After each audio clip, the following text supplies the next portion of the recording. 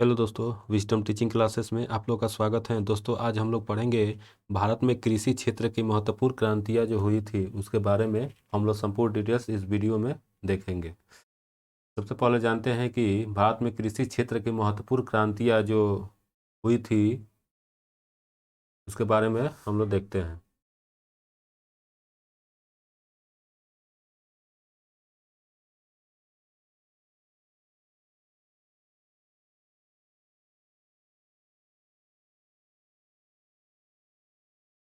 भारत में कृषि क्षेत्र की महत्वपूर्ण क्रांतियाँ, ठीक है। चलिए, कृषि क्रांति यह सर्वविदित है कि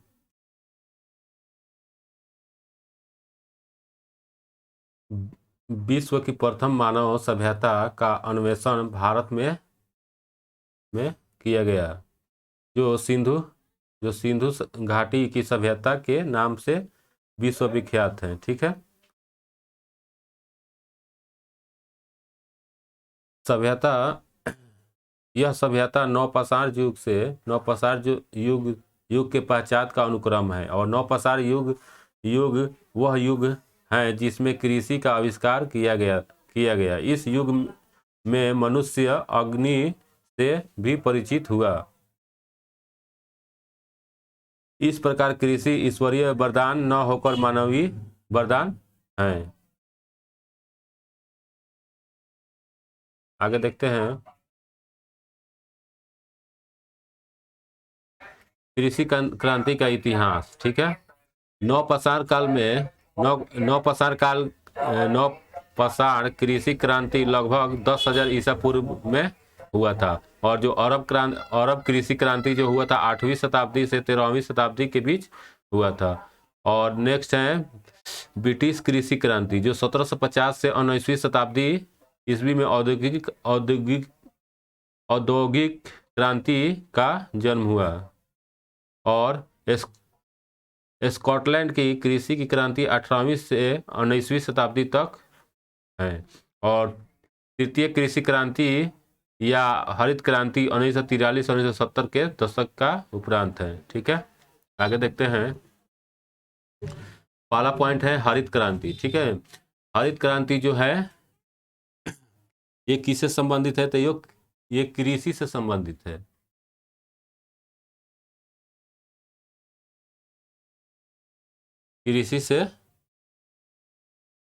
कृषि उत्पादन से संबंधित है, ठीक है। और भारत में हरित क्रांति का जन्म M.K. स्वामीनाथन को माना जाता है, ठीक है। M.K. स्वामीनाथन को भारत के हरित क्रांति की जनक कहा जाता है।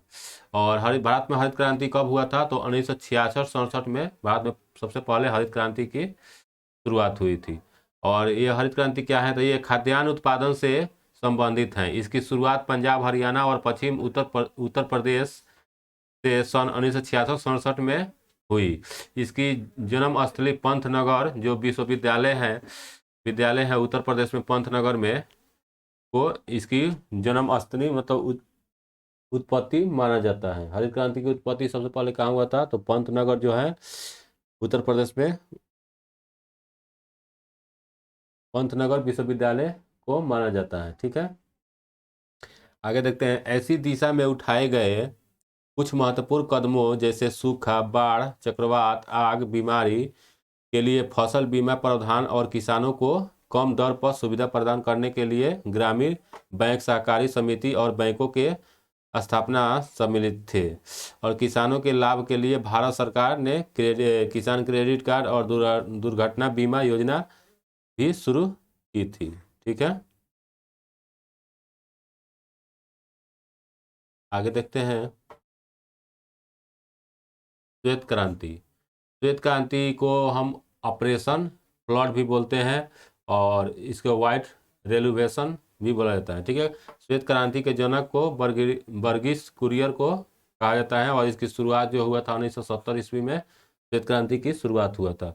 और भारत की स्वतंत्रता के बाद हरित क्रांति और श्वेत क्रांति ही वे दो क्रांतियां थी जिनके कारण भारत की आर्थिक स्थिति में बड़े परिवर्तन आए। और देश में श्वेत क्रांति 1970 में शुरू हुई थी। इससे डेयरी इंडस्ट्री काफ़ी बदलाव आया, आए और गरीब किसानों को रोजगार मिला। इस कार्यक्रम के कारण देश के स्वस्थ जानवरों की संख्या बढ़ी बढ़ी और दूध उत्पादन के लिए मॉडर्न टेक्नोलॉजी का इस्तेमाल भी किया गया और किए जाने लगा। वास्तव में इस क्रांति का उद्देश्य भारत को दुनिया में सबसे ज़्यादा दूध उत्पादन करने वाले देशों के श्रेणी में लाना था और इसी प्रोग्राम ने एक समय तक दूध की कमी से जूझने वाले भारत को दुनिया में दूध उत्पादन में अग्रणीय बनाया। ठीक है, और आज के डेट में दूध उत्पादन में भारत का स्थान पहला स्थान है। ठीक है, आगे देखते हैं श्वेत क्रांति क्यों और किसने शुरू की थी, इसके बारे में थोड़ा और डिटेल्स देखते हैं। वर्गीज कुरियर श्वेत क्रांति के जनक इनको माना जाता है भारत में। उन्होंने देश में दूध उत्पादन करने वाले सबसे बड़ी कंपनी अमूल जो कंपनी की स्थापना इन्होंने की थी। ठीक है, अमूल के चेयरपर्सन वर्गीज कुरियर ही हैं और एक्सपेरिमेंट पैटर्न पर यह ऑपरेशन फ्लड आधारित था। इस कारण इन्हें ही NDDB का चेयरमैन भी माना गया है। ठीक है, इन्हें ऑपरेशन फ्लड के आर्किटेक्ट के तौर पर भी जाना जाता है।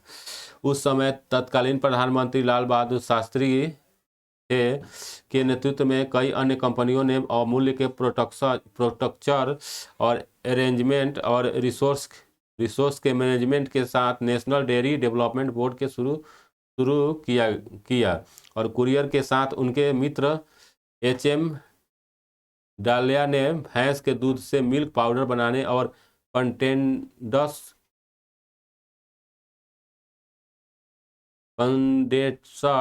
मिल्क बनाने का तकनीकी के आविष्कार में योगदान दिए थे। ठीक है, श्वेत क्रांति की शुरुआत का कारण क्या था, इसके बारे में देखते हैं।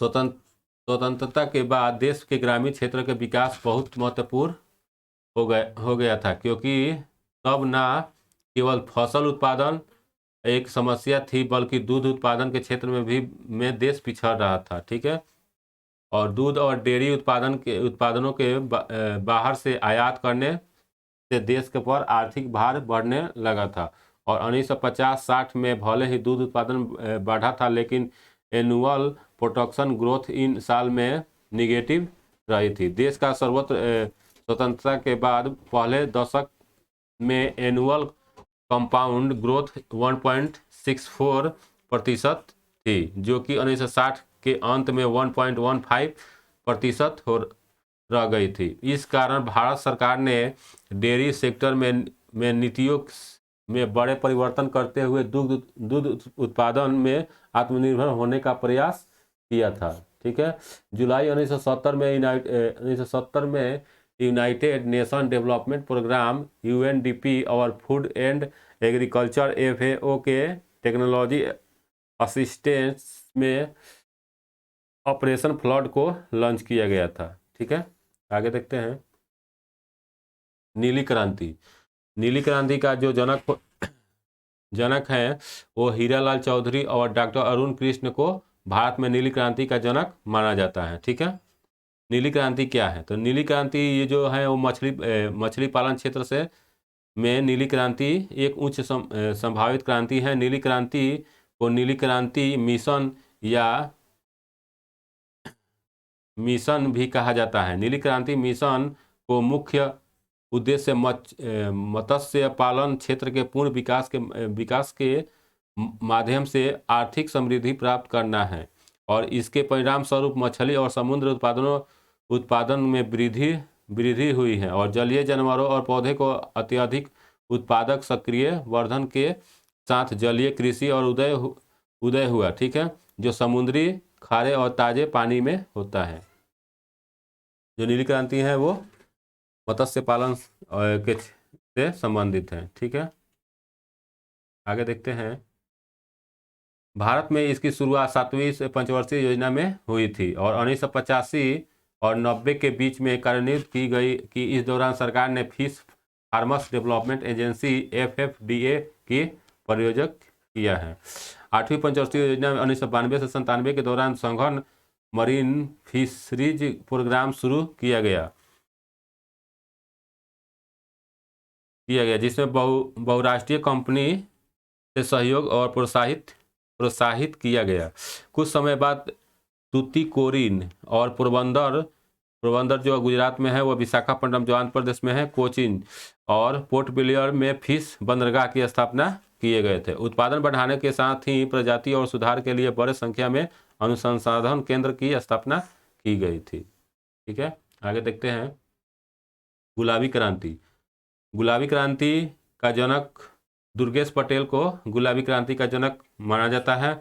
और भारत की गुलाबी क्रांति कब शुरू हुई थी तो 1996 ईस्वी में हमारे समृद्ध देश में प्रस्तावित की गई थी। और गुलाबी क्रांति शब्द मांस और कुक्कुट प्रसंस्करण उद्योगों से तकनीकी और प्रगति को दर्शाता है। भारत में गुलाबी क्रांति में मांस और कुक्कुट प्रसंस्करण उद्योगों का आधुनिकीकरण शामिल है। रिपोर्टों के अनुसार संयुक्त राष्ट्र खाद्य एवं कृषि संगठन FAO ने पाया कि भारत गोमांस और मुर्गी पालन में उत्कृष्ट है। गुलाबी क्रांति को प्याज, ड्रग्स और झींगे के उत्पादन में क्रांति के रूप में जाना जाता है। मांस व्यवसाय में आधुनिकीकरण से तात्पर्य मानव प्रतिक्रिया और स्वचालित विशेषज्ञता से है। ठीक है, आगे देखते हैं। पीली क्रांति 1886 में शुरू हुई थी और 1887 तक चली थी। ठीक है, क्योंकि इस क्रांति का मुख्य उद्देश्य तिलहन उत्पादन करना और तिलहन का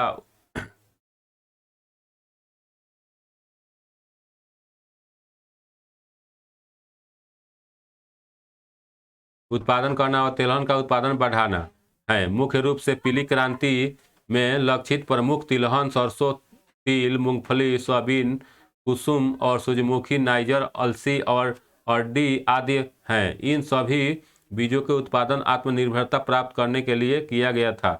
ठीक है, आगे भी पीली क्रांति बन गया। और सैम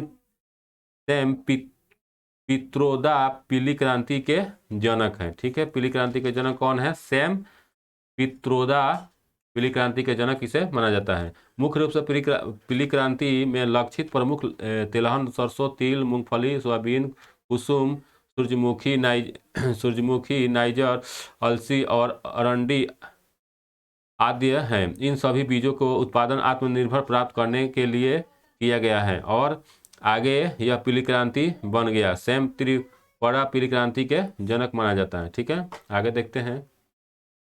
भूरी क्रांति का संबंध उर्वरक उत्पादन से है। ठीक है, भूरी क्रांति की शुरुआत 1960-70 के दशक के मध्य में की गई थी।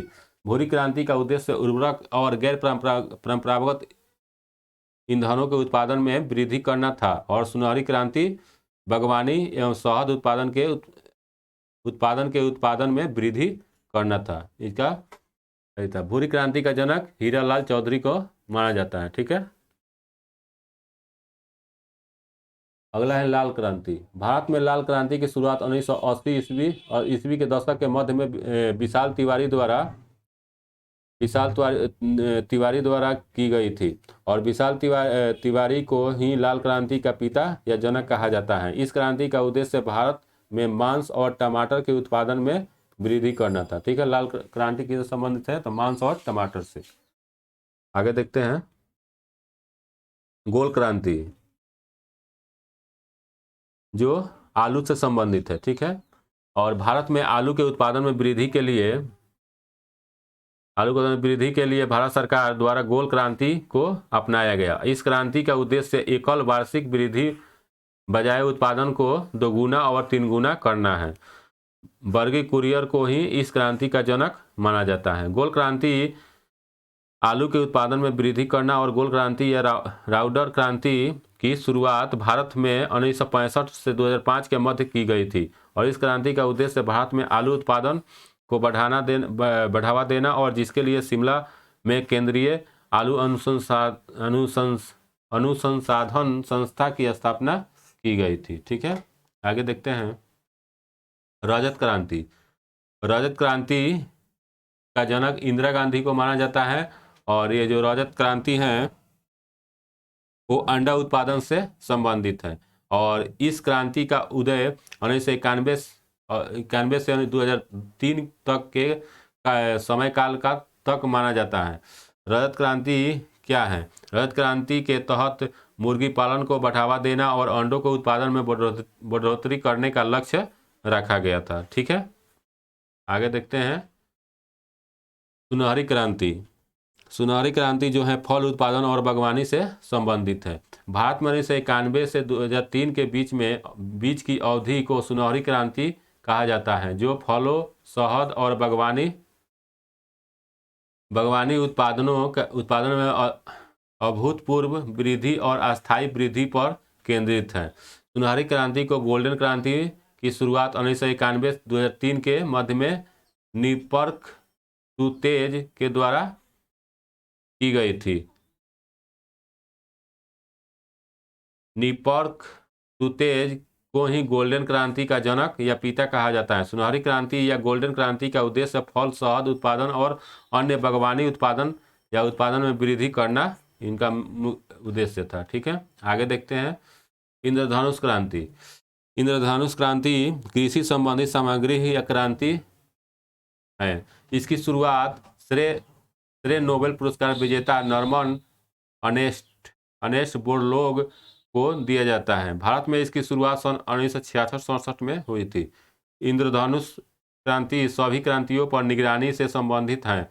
जुलाई 2000 ईस्वी में राष्ट्रीय कृषि नीति की घोषणा की गई। नई कृषि नीति की वर्णन इंद्रधनुष क्रांति के रूप में किया गया, जिसमें सभी प्रत्यक्ष और अप्रत्यक्ष रूप से देश के कृषि क्षेत्र में आई विभिन्न क्रांतियों यथा हरी क्रांति, श्वेत क्रांति, पीली क्रांति, नीली क्रांति, सुनहरी, गुलाबी, भूरी या धूसर, रजत और खाद्यान्न श्रृंखला क्रांति को एक साथ लेकर चलना होगा। इसी को इंद्रधनुष क्रांति कहा जाता है या रेनबो रेवोल्यूशन कहा जाता है। ठीक है, थैंक यू।